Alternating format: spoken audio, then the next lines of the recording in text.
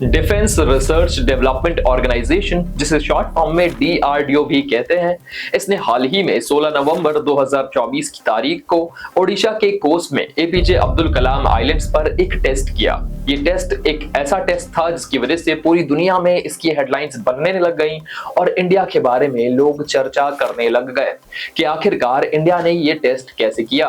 बता दें आपको कि इस टेस्ट को करने के बाद इंडिया अमेरिका, रशिया, चाइना के बाद चौथा ऐसा देश बन चुका है जिसने ये काबिलियत हासिल कर ली है।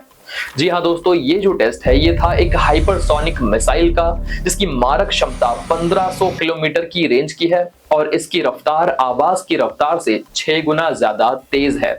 बताया जाता है कि हाइपरसोनिक मिसाइल की टेक्नोलॉजी सिर्फ दुनिया में इस वक्त 4 देशों के पास मौजूद है, जिसमें अमेरिका है, रशिया है, चाइना है और अब इंडिया भी है।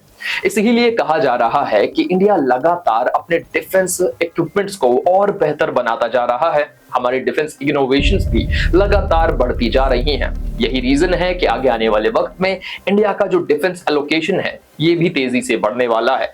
लेकिन आखिरकार गवर्नमेंट ऐसा कर क्यों रही है, और साथ ही में 2014 के मुकाबले 2024 में इसमें क्या बड़े बदलाव आए हैं।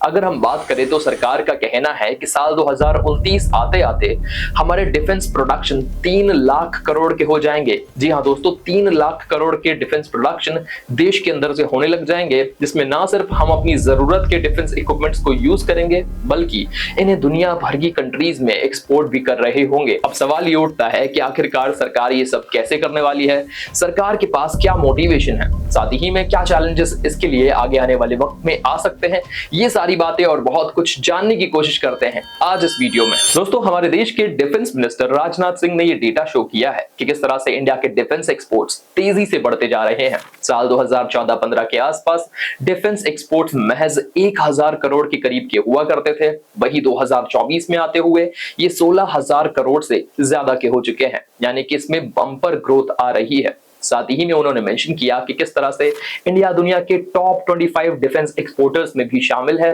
और इसमें भी इंडिया की रैंकिंग में लगातार सुधार होता जा रहा है। साल 2024-25 के इंडिया के डिफेंस की बजट की बात करें तो ये 6 लाख करोड़ से ज्यादा का था। इससे बताया जाता है कि हमारी यही कोशिश है कि हमारे डिफेंस इंपोर्ट्स को लगातार कम किया जा सके, इंडियनाइजेशन को बढ़ावा दिया जा सके, यानी कि देश के अंदर ही इंडियन डिफेंस इक्विपमेंट्स को बनाया जा सके और ना सिर्फ देश के अंदर ही उसे यूज किया जा सके बल्कि दुनिया भर में उसे लगातार एक्सपोर्ट भी किया जा सके और उससे वैल्यू भी अर्न की जा सके। दोस्तों, साल 2020 वो साल था जब इंडिया के प्रधानमंत्री नरेंद्र मोदी ने देश के डिफेंस सेक्टर को आह्वान किया कि हमें आत्मनिर्भर होने की जरूरत है अपने डिफेंस इक्विपमेंट्स के मामले में। ये जो आत्मनिर्भरता है सिर्फ अपने इक्विपमेंट्स को बनाकर यूज करने का नहीं था, बल्कि इन्हें प्रोड्यूस करके दुनिया भर के लिए state of the art technology बनाना और उसे एक्सपोर्ट भी करना था। इसी ही के तहत लगातार देखते आ रहे हैं कि किस तरह से इंडिया के डिफेंस एक्सपोर्ट में बढ़त आ रही है। दोस्तों, हैरानी की बात तो यह है कि साल 2024 में आज भी दुनिया में सबसे बड़ा डिफेंस इंपोर्टर भारत है और अगर भारत आत्मनिर्भर हो जाता है तो हमें परेशान होने की जरूरत नहीं पड़ेगी। हमारे जो इंपोर्ट बिल्स हैं उसमें भी कमी आएगी। हमारी जो रिलायंस है फॉरेन कंट्रीज पर जैसे कि रशिया, फ्रांस, अमेरिका, ये भी कम हो सकती है। और इसी ही के तहत प्रधानमंत्री नरेंद्र मोदी और उनकी सरकार ने ये फैसला लिया है कि इंडिया के अंदर ही ज्यादा से ज्यादा प्रोडक्शन किया जाना चाहिए, जिसमें तेजी से बढ़त होने की बात कही जाती है। दोस्तों, अगर ऐसा होता है तो इसमें हम बहुत हद तक अपने देश के नेशनल सिक्योरिटी इंटरेस्ट को सेफगार्ड कर पाएंगे। आपने देखा होगा कि किस तरह से वो कंट्रीज जो दूसरों पर भरोसा करती हैं, उन पर निर्भर करती हैं अपने डिफेंस के लिए, उन्हें बाद में बहुत सारी मुश्किलों का सामना करना पड़ता है। साथ ही में ये बात बताना भी जरूरी हो जाता है कि इस दिशा में भी भारत ने कुछ बड़े कदम चले हैं, जैसे कि तेजस एयरक्राफ्ट जो कि इंडिया के अंदर मैन्युफैक्चर किया जा रहा है।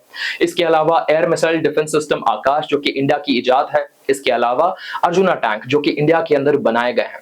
ये जो कुछ प्रोडक्ट्स हैं ये बहुत ही हद तक दुनिया में जाने जाते हैं कि इंडिया ने इन्हें अपनी टेक्नोलॉजी के साथ देश के अंदर डेवलप किया है और इंडिया कोशिश यही करता है कि इसके साथ हम दुनिया में अपने एक्सपोर्ट्स को भी बढ़ा सके। तो दोस्तों, इन बातों से ये साफ हो जाता है कि हमारे देश की गवर्नमेंट अब रिसर्च एंड डेवलपमेंट को लेकर सीरियस हो चुकी है। उसे पता है कि अगर डिफेंस सेक्टर में सेल्फ रिलायंस अचीव करना है तो रिसर्च एंड डेवलपमेंट को पीछे नहीं छोड़ा जा सकता।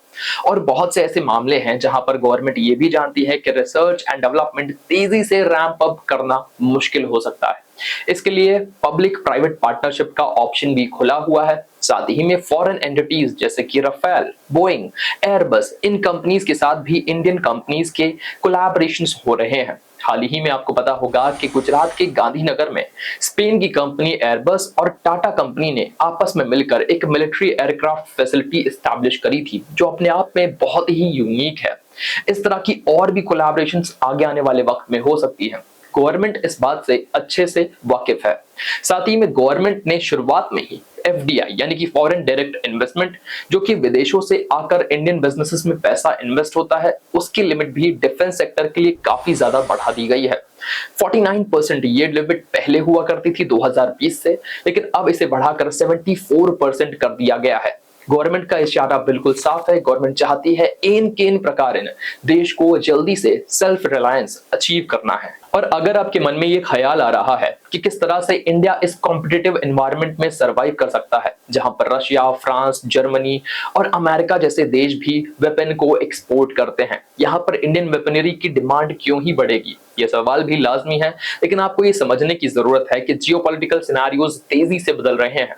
आज ही दुनिया मल्टीपोलर वर्ल्ड में तब्दील होती जा रही है, जहां पर सिर्फ अमेरिका, रशिया या फिर चाइना एक सुपर पावर नहीं है। हर एक कंट्री ये चाहती है कि वो सेल्फ रिलायंट बन जाए।